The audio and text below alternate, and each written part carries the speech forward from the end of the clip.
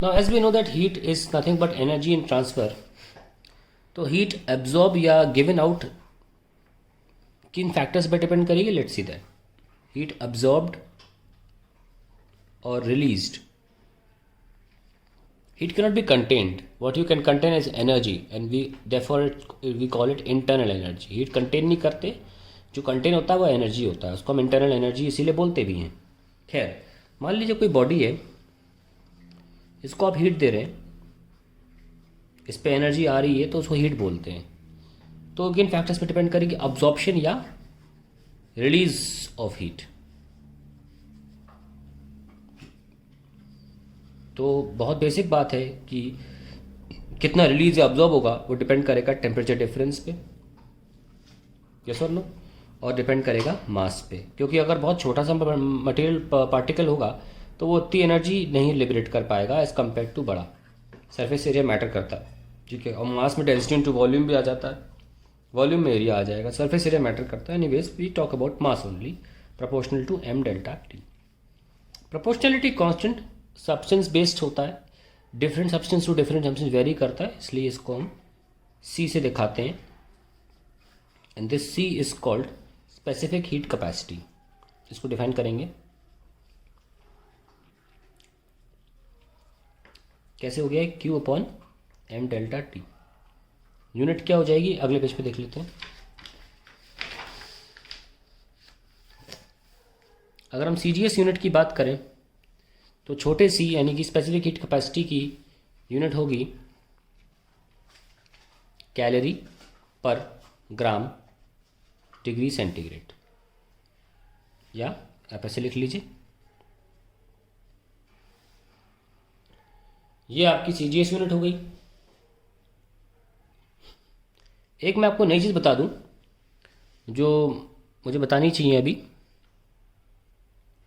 कि वैसे तो इतना बहुत बड़ी कोई बात नहीं है, लिखने के लिए बताता हूँ कि जब भी आप टेम्परेचर लिखते हैं डिग्री सेल्सियस, डिग्री सेल्सियस का मतलब होता है आप उस वक्त जो टेम्परेचर इसकी बात कर रहे हैं, 24 डिग्री सेल्सियस, 25 डिग्री सेल्सियस, ऐसे. लेकिन एक और चीज़ होती है सेल्सियस डिग्री. सेल्सियस डिग्री जो होता है वो ऐसे लिखा जाता है, सेल्सियस के बाद डिग्री. इसका मतलब होता है टेम्परेचर चेंज, टेम्परेचर चेंज. यानी कि डेल्टा टी जब भी होगा तो आप डिग्री आगे लगाओगे. तो ऐसे ना लिखने के बजाय हमें ऐसे लिखना चाहिए. ये बस छोटी मोटी चीज़ें हैं, बस पता होनी चाहिए. ग्राम सेल्सियस डिग्री इनवर्स, ठीक है. So whenever there is a delta T we show it by Celsius degree, and when there is an absolute temperature change नहीं तो हम डिग्री सेल्सियस ही लिखते हैं. अगर SI यूनिट की बात करें तो स्पेसिफिक हीट कैपेसिटी क्या हो जाएगा? इट इज़ जूल पर kg केल्विन, क्योंकि SI unit of temperature kelvin होती है. हालांकि क्योंकि दोनों के टेम्परेचर चेंज के और delta degree temperature change in Celsius दोनों बराबर ही होते हैं. ये बचपन से बताया गया है कि केल्विन का डिफरेंस इन टेम्परेचर और सेंटीग्रेड का डिफरेंस इन टेम्परेचर होता सेम है, बस दोनों एक दूसरे से 273 केल्विन 273 जो नंबर होता है उससे अपार्ट रहते हैं. जैसे कि हम बात करें तो जो अगर 273 केल्विन है तो उसका मतलब होता है 0 डिग्री सेंटीग्रेड. तो एक तरह से केल्विन स्केल हमेशा सेंटीग्रेड स्केल से 273 आगे होता है, लेकिन उनके बीच में जो फ़र्क है K-C वो हमेशा कांस्टेंट रहता है, ठीक है. नाउ हमने स्पेसिफिक हीट कैपेसिटी की बात तो कर ली, डिफाइन भी कर लेते हैं इसको. तो व्हाट इज दिस C? हमने इसको नाम दिए हैं स्पेसिफिक हीट कैपेसिटी.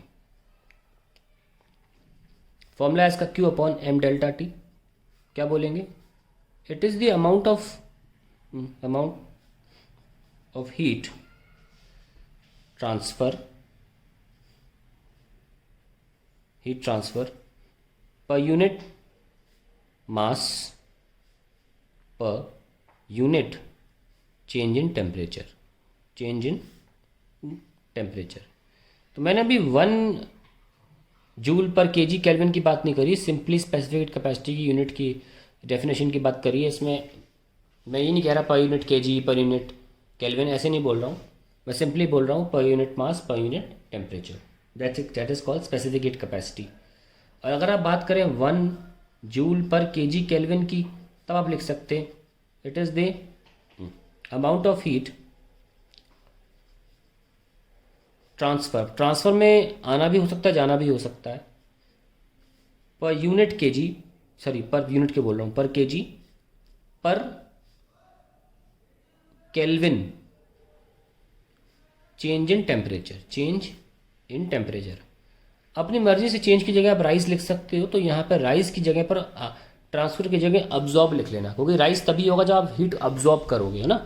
तो मैं ट्रांसफ़र लिख रहा हूँ, उससे दोनों चीज़ें इंक्लूड हो जाती हैं, दैट इज़ कॉल्ड 1 जूल पर केजी केल्विन। नाउ इसका मतलब समझने के लिए एक एग्जांपल ले लेते हैं। सपोज वाटर ले लिया हमने, तो वाटर की जो सी की वैल्यू है, छोटे सी की वैल्यू, वो है 4186 जूल पर केजी केल्विन। आमतौर पे हम इसे 4200 भी ले लेते हैं।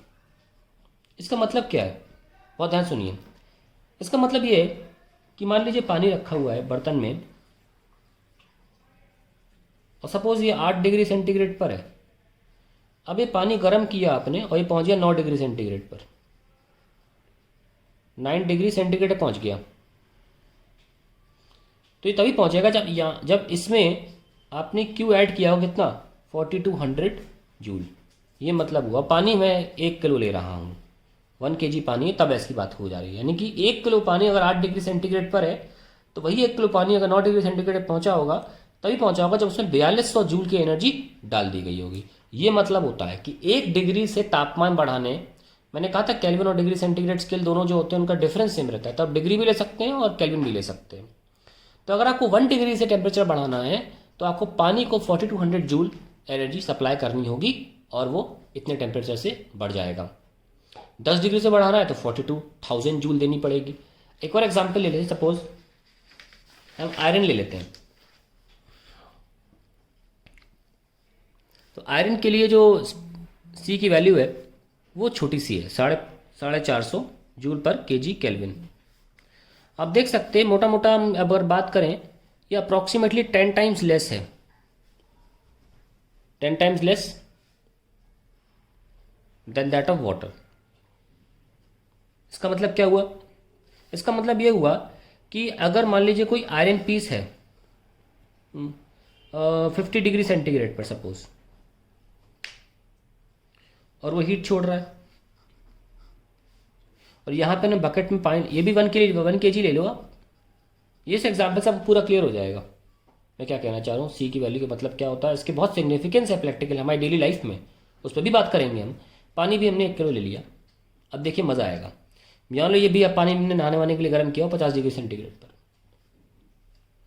अब देखिएगा, सपोज इसमें से 420 जूल एनर्जी निकल गई, उतने टाइम में ये भी छोड़ेगा, क्योंकि आफ्टर ऑल टेम्परेचर डिफरेंस तो सेम ही रखा है, दोनों का टेम्परेचर सेम रखा है यहाँ पे, और वातावरण का टेम्परेचर भी सेम हमने रखा है। एम्बियंट, आसपास के रीजन को एम्बियंट बोलते हैं ना, तो एम्बियंट टेम्परेचर हमने सेम रखा है।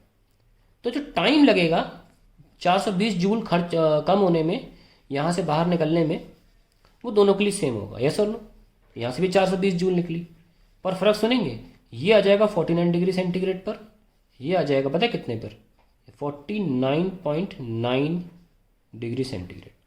क्योंकि भैया इसका 1 डिग्री सेंटीग्रेड गिराना हो तो 4200 जूल आपको एनर्जी रिलीज करनी होगी, for 1 degree centigrade 4200 joule to be released.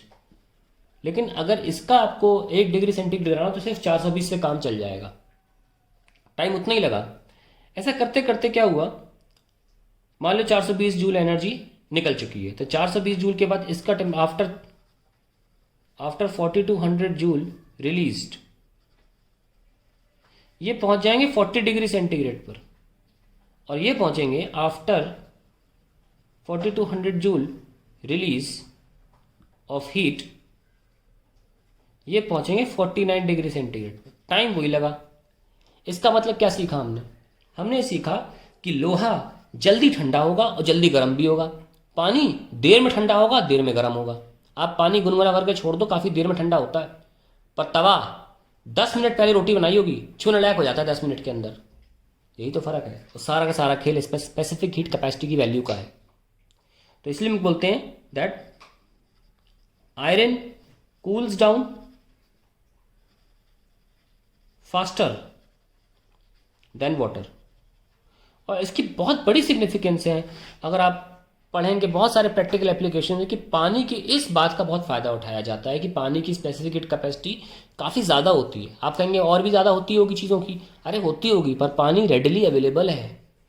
जैसे कि मान लीजिए आपको गाड़ी गर्म हो जाती है, लोग दिखाते हैं कि ये पानी डाल के ठंडा करे जा रहा है। उसका फ़ायदा सुनिए क्या है।